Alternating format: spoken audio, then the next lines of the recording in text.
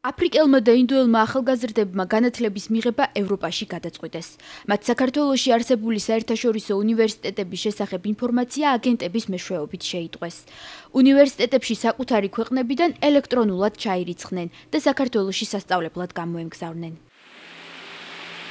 ევროპული საერთაშორისო სასწავლო უნივერსიტეტი, აღმოსავლეთ ევროპის სასწავლო უნივერსიტეტი, სასწავლო უნივერსიტეტი მასკი, ბრიტანული სახლი, საერთაშორისო საგანმანათლებლო ცენტრი. ეს არის ჩვენს მიერ მოძიებული უნივერსიტეტების არასრული სია, სადაც აფრიკელი და ინდოელი სტუდენტები დღემდე სხვადასხვა კურსებზე სასწავლებლად ჩამოდიან. ერთ-ერთი ასეთი უნივერსიტეტი ძველ რუსთავში, სააკაძის ქუჩაზე მდებარეობს. ევროპულ საერთაშორისო სასწავლო უნივერსიტეტში დღეს ნიგერიიდან და ინდოეთიდან ჩამოსული დაახლოებით 40 სტუდენტი სწავლობს. ყველა მათგანმა უნივერსიტეტიდან მოწვევის ბარათი მიიღო, რომელსაც ხელსასწავლებლის დირექტორი და პრეზიდენტი ეკატერინე მაისურაძე აწერს. ამ ბარათის მიღების შემდეგ ისინი სასწავლებლად გამოემგზავრნენ. უცხო ქვეყანაში ჩამოსული თითქმის ყველა სტუდენტი დეპორტაციის შიშით კამერის წინ ღიად საუბარსერიდება. ერთ-ერთი სტუდენტი 2011 წლის აგვისტოს თვეში სტუმართ მასპინძლობის მენეჯმენტის შესასწავლად 10 თვიან კურსზე ჩამოვიდა. მე საქართველოში სასწავლებლად ჩამოვედი, მაგრამ საუბედუროდ, როცა სასწავლებელში მივედი, აღმოვაჩინე, რომ ის კარგი სკოლა არ იყო. მინდა ვინმე დამეხმარო საქართველოში, რომ ჩემი ფული დავიბრუნო. მან კურსის საფასური 800 ევრო თბილისის აეროპორტში ჩამოსვლისთანავე გადაიხადა. 800 ევრო სწავლისა და 200 ევრო ბინის ქირა გადავიხადე. სკოლა არ მომეწონა. მე მინდა კარგი სკოლა. მინდა რომ დავრჩე საქართველოში და ვისწავლო. ჩემი მიზანია საქართველოში სასწავლებლად დარჩენა, მაგრამ არა ამ ევროპულ საერთაშორისო სასწავლო უნივერსიტეტში, რომელსაც დიდი რაოდენობით თანხა გადავუხადე.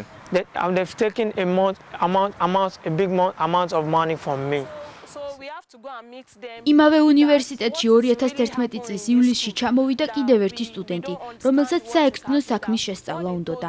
ამისთვის აგენტს $4000 გადაუხადა, თუმცა საქართველოში ჩამოსულს სხვა რეალობა დახვდა და დღეს ის სხვა დანარჩენ სტუდენტებთან ერთად სტუმართ მასპინძლობის მენეჯმენტის კურსის სტუდენტია და ჯერჯერობით მხოლოდ ქართულ ენას სწავლობს.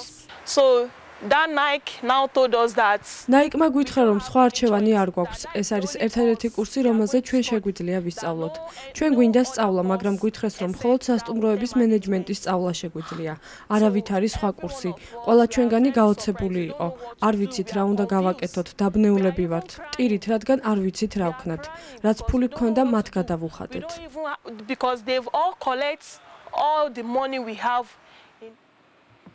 ევროპული საერთაშორისო სასწავლო უნივერსიტეტის ადმინისტრაციის წარმომადგენელმა ქეთევან მანჯაფარაშვილმა ინტერვიუზე უარი გითხრა და ფარულად ჩავწერეთ. იგი ყვება, რომ სასტუმროების მენეჯმენტის კურსის სტუდენტები სხვადასხვა საგნებს სწავლობენ.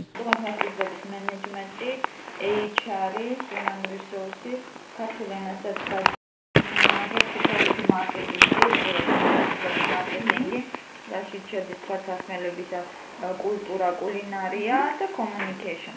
დღეში 4-5 ლექცია აქვს. საპირისპიროს ამტკიცებენ სტუდენტები. ისინი ამბობენ, რომ ცუდი საცხოვრებელი და სასწავლო პირობების გარდა კურსის შესაბამის განათლებას ვერ იღებენ. ისინი მხოლოდ ქართულ ენას გვასწავლიან. თავიდან გითხრეს, რომ მხოლოდ ერთი თვე ვისწავლიდით და შემდეგ ჩვენი კურსის საგნებს გავაგრძელებდით, მაგრამ ერთი თვის შემდეგ არანაირი ცვლილება არ არის. არ გვასწავლიან არაფერს ქართული ენის გარდა.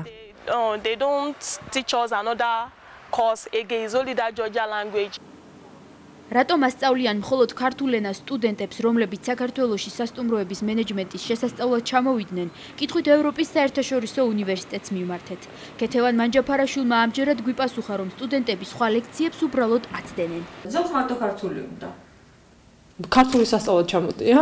არა, მაგათი სურვილი იყო და ჩვენ ქართული უნდა. შეიძლება სხვა ლექციაზე არ დადის ის თვითონ და იმიტომ თქვა ქართულია, მაგრამ არა, ესე თქვეს, რომ ისე რა ქვია, ქართული სასწავლად კი არ ჩამოვედიო, მე აქ სასტუმროს მენეჯმენტის სასწავლად ჩამოვედი და მარტო ქართულს გვიკითხავენ და იყვნენ საშინაო უკმაყოფილოები და. კიდევ ერთი საერთაშორისო უნივერსიტეტი ახალ რუსთავში, მეშვიდე მიკრორაიონში მდებარეობს.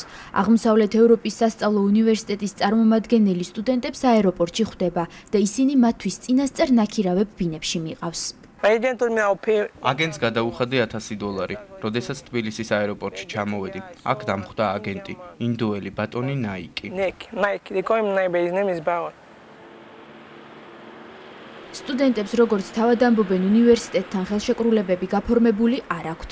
ყველა მათგანი სასწავლებლად უნივერსიტეტის ხელმძღვანელის მიერ გაგზავნილი წერილის საფუძველზე ჩამოვიდა. ამ შემთხვევაში სტუდენტებმა საკუთარ ქვეყანაში უნივერსიტეტის რექტორის აკაკი ნიშნიანიძის ხელმოწერილი წერილი მიიღეს, სადაც ვკითხულობთ, რომ ისინი მიწვეულები არიან აღმოსავლეთ ევროპის სასწავლო უნივერსიტეტში. წერილში ასევე მითითებულია კურსის დასახელება, ხანგრძლივობა და სასწავლო საათების რაოდენობა. სწორედ ამ უნივერსიტეტში ჩამოვიდა კიდევ ერთი უცხოელი სტუდენტი სასტუმროების მენეჯმენტის შესასწავლად და ისიც იმედგაცრუებული დარჩა. My school is European International Educational University. ჩემი სასწავლებელია ევროპული საერთაშორისო სასწავლო უნივერსიტეტი. როცა ჩემი ქვეყნიდან ჩამოვედი, სასწავლებლად $4200 გადავიხადე. დღემდე არანაირი სარგებელი სასწავლებლისგან არ მიმიღია. I don't get any advantage from that school. სასწავლებლად ჩამოსული სტუდენტების ნაწილი მალევე უკან სამშობლოში ბრუნდება. ნაწილი თანხის დაბრუნებას ან სხვა უნივერსიტეტში გადასვლას ითხოვს, თუმცა უშედეგოდ. ეს არ არის სასწავლებელი, ჩვენ გვინდა შევიცვალოთ. მაგალითად თბილისში რომელიმე კარგ სასწავლებელში, მაგრამ გითხრეს რომ თუ სკოლას შევიცვლით, მე უკან გამიშვებენ. არ მაქვს არჩევანის უფლება. ეს არის რაც ბატონმა ნაიკმა მითხრა, სასწავლებელს თუ შეიცვლი, უკან წახვალო. ჩვენი ინფორმაციის გადასამოწმებლად ბატონ ნაიკს დავუკავშირდით. არ მესმის რაზე მელაპარაკები, თქვენ შეგიძლიათ უნივერსიტეტის დირექტორს დაელაპარაკოთ. მე საერთაშორისო მარკეტინგის მენეჯერი ვარ ამ უნივერსიტეტში და მხოლოდ სტუდენტებს ვიღებ. No, actually is that I was doing like international marketing manager in that university. სტუდენტები ყვებიან, რომ ოჯახმა მათ სწავლაში უკანასკნელი კაპიკები გადაიხადა. ჩემმა მშობლებმა იციან, მაგრამ მათ დახმარება არ შეუძლიათ. მითხრეს, რომ ბატონ ნაიკს მე თანხას არ გადაუხდიან, მაგრამ 2 თვის შემდეგ ნაიკმა მითხრა, რომ თუ თანხას არ გადავიხდი კიდევ, ის სასწავლებელთან გაფორმებულ კონტრაქტს არ მომცემს. I want to continue my study here. At least I want to have my paper before. მე მინდა ვისწავლო, გავაგრძელო სწავლა. მინდა ავიღო სერტიფიკატი სანამ საქართველოდან წავალ. სასწავლებელი საერთოდ არ გავს სასწავლებელს. ერთ სართულზე არის ჰოლი. არანაირი სასწავლო აღჭურვილობა იქ არაა. When you go to that school, you will see that is like hall. არც ერთი უნივერსიტეტი, სადაც ასეთი კურსები არსებობს, ავტორიზებული და აკრედიტებული არაა. განათლების სამინისტროს წერილში ვკითხულობთ, რომ მათ სახელმწიფოს მიერ აღიარებული დიპლომის გაცემის უფლება არ აქვთ. აღმოსავლეთ ევროპის სასწავლო უნივერსიტეტის რექტორის წერილში კი მითითებულია, რომ კურსის დახურვის შემდეგ სტუდენტები დიპლომს მიიღებენ. From the agreement, from what the director said, he said, okay, that we're going to receive.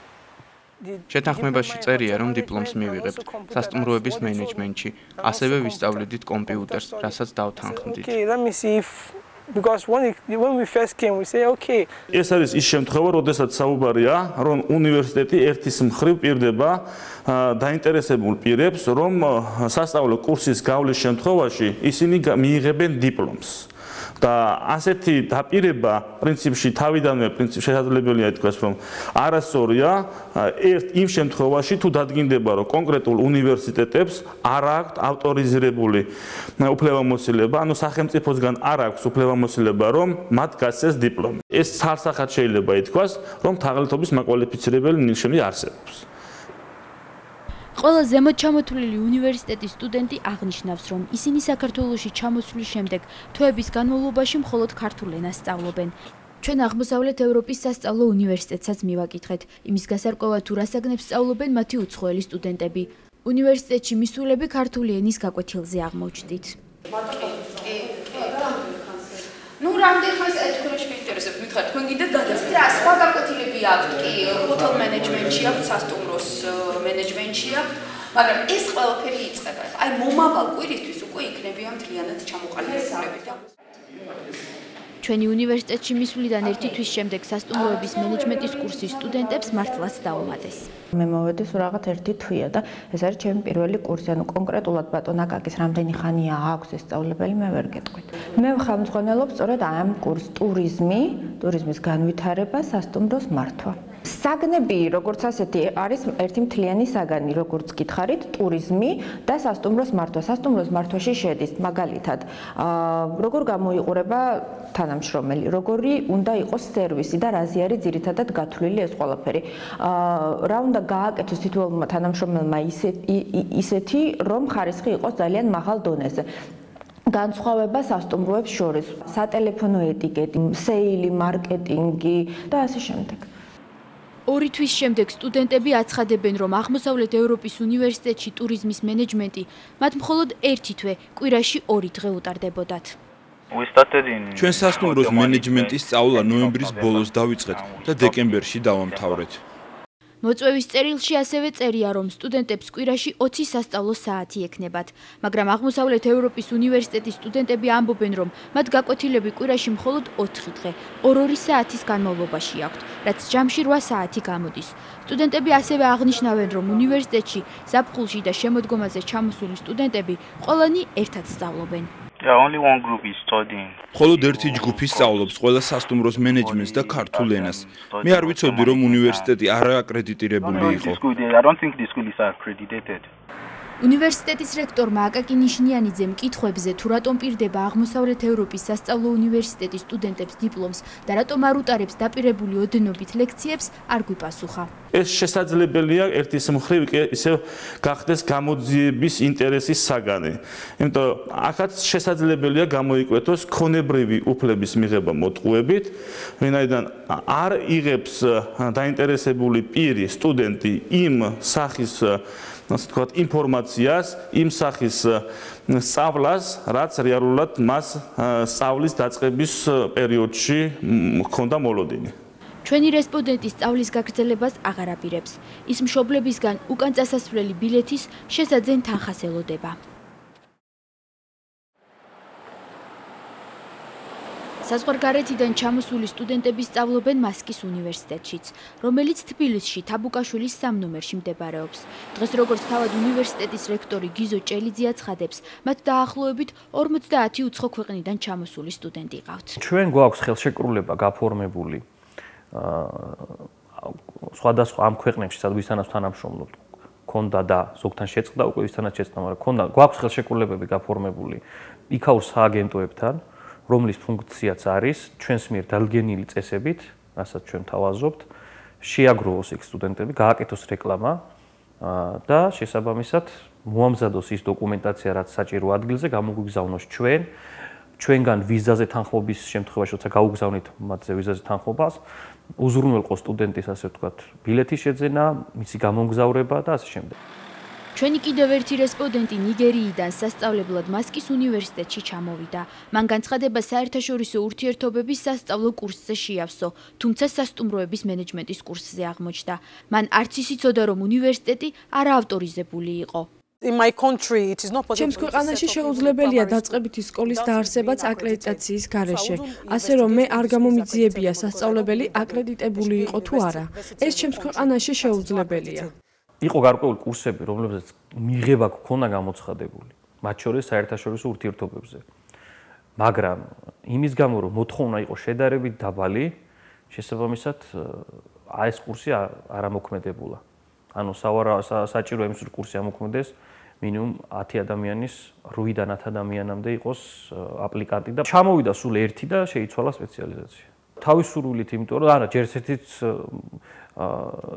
ის არა ქვია, სხვა არჩევანი არ იყო და ერთი ადამიანისთვის არ ვერ გაიხსნებოდა ჯგუფი. მასკის უნივერსიტეტში აცხადებენ, რომ ერთწლიანი კურსი 1000-დან 1200 დოლარამდე ღირს, თუმცა ამ ეტაპზე სტუდენტებს სასერტიფიკაციო კურსებზე აღარ იღებენ. სასერტიფიკატო კურსებზე სტუდენტების მიღება შეწყდა, იმიტომ რომ ბევრი სტუდენტი სასერტიფიკატო კურსზე მოწვევას იყენებდნენ სხვადასხვა არაპირდაპირ მიზნებისთვის, მაგალითად არასასწავლო მიზნებისთვის, იმიტომ რომ შეიცვალა რეგულაციები და სულ სხვა ფორმა საჭირო უკვე სექტემბრიდან სტუდენტების მოწვევისთვის.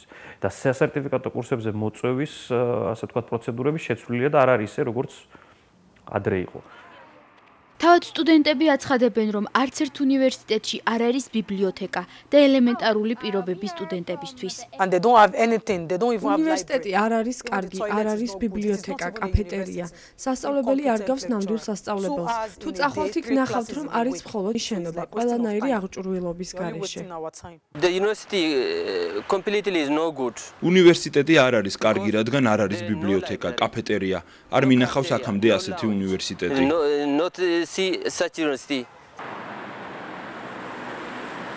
წერეთლის გამზირზე 9 ნომერში მდებარეობს საერთაშორისო საგანმანათლებლო ცენტრი. მისი ხელმძღვანელი დავით ჭუმბურიძე საუბარში, რომელიც ფარულად ჩავწერეთ, აცხადებდა, რომ ამ სფეროში დიდი კონკურენციაა და ინფორმაცია მისი სტუდენტების რაოდენობის და პედაგოგ-მასწავლებლების შესახებ კონფიდენციალურია. ეხლა თუ გყავთ სტუდენტები, დაახლოებით რამდენი სტუდენტი გყავთ? თუ რა შეეცით საქმე სავალალო თქვენ იმის შეკითხვას მისვენთ მე დაიწყებთ რა ღირს სწავლება არა თუ ეს ყველაფერი სავალალო არის კონფიდენციალური ინფორმაცია და ჩემი კონკურენტებისთვის არის ძალიან მნიშვნელოვანი და ამიტომ ჩემთვის მიუღებელია ამ შეკითხვებზე პასუხი. დავით ჭუმბურიძემ მხოლოდ ის გაგვიმხილა, რომ მის სტუდენტებს ლექციები თაბუკაშვილის 3 ნომერში, იმ შენობაში უტარდებათ, სადაც მასკის უნივერსიტეტია განთავსებული.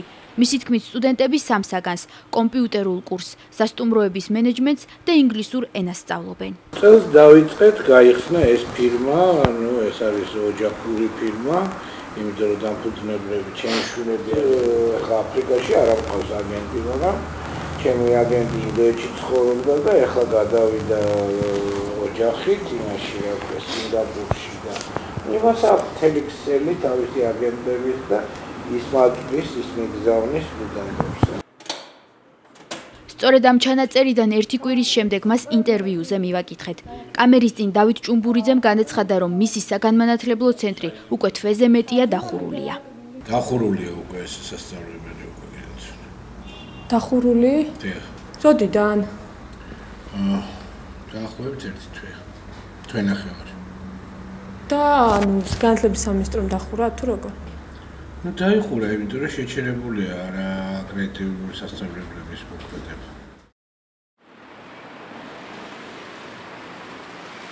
კიდევ ერთი ასეთი სასწავლებელი ბრიტანული სახლი აღმაშენებლის გამზირზე მდებარეობს, რომელიც 2010 წელს დააფუძნეს.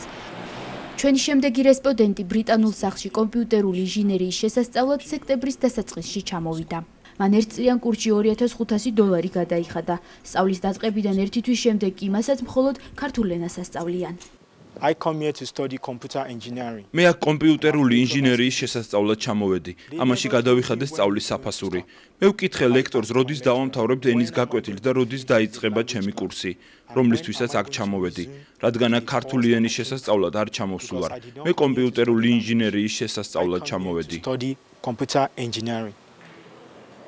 ბრიტანული სახლის დამფუძნებელი ნათია შათირიშვილი ამბობს, რომ სტუდენტებისთვის კარგი და კვალიფიციური პედაგოგები ყავთ. იმ კურსის შესწავლისთვის, რასაც ესენი გადიან, ჩვენ გვაქვს ყველა პირობა შექმნილი, რათა მათ მიიღონ ამომწურავი ინფორმაცია. ამისთვის არის ცალკე ოთახი, ეს არის BDC აკადემიაში, ის ჩვენი სასწავლებელია, რუსთავის 26 ნომერში. თქვენ შეგიძლიათ ესეც გადაიხოთ, სადაც არის ამის შესაძლებლობა, მათმა ყველა ნაწილი კომპიუტერის ნახოს დაშლილი, დანაწილებული, როგორ დგება ეს კომპიუტერები, როგორ ანუ IT სპეციალისტმა რა უნდა იცოდეს, ანუ ამის შესაბამის ბაზა რა თქმა უნდა არსებობს. BDC აკადემიის და ბრიტანული სახლის დამფუძნებლები ნათია შათირიშვილი და მისი მეუღლე ირაკლი ყორღანაშვილი არიან. ქალბატონ ნათიას ვთხოვეთ ეჩვენებინა ის სამუშაო ოთახი, სადაც სტუდენტები კომპიუტერულ ინჟინერიას სწავლობენ. ჩვენ სასწავლო ოთახის გადასაღებად რუსთაველის გამზირზე, BDC აკადემიაში მივედით. ოთახში 1 კომპიუტერი და მისი დაშლილი ნაწილები დაგვხვდა. აი, ნაწილს ნახულობა თითოეულ მათგანი რა შეიცავს, რა დატვირთვა აქვს კომპიუტერულ მოხმარებაში, რა ფუნქციები აკისრია და ასე შემდეგ. So if the foreigners are ასე რომ თუ უცხოელი აქ ჩამოდის, ეს უნდა უზრუნველყოფდეს კარგ ლექტორს, კარგ დაბინავება სტუდენტისთვის და სასწავლებელს, რომელიც აკრედიტებულია და არა სკოლა, რომელიც არააკრედიტებულია და რომელსაც სახელმწიფო არ აღიარებს. ასე რომ ფიქრობ მთავრობამ რაიმე უნდა იღონოს. I think the government should do something about it. სასწავლებლები, რომელთაც სახელმწიფოს მიერ აღიარებული დიპლომის გაცემის უფლება არ აქვთ, საზღვარგარეთიდან აგენტების მეშვეობით სტუდენტების ჩამოყვანას კვლავ აგრძელებენ.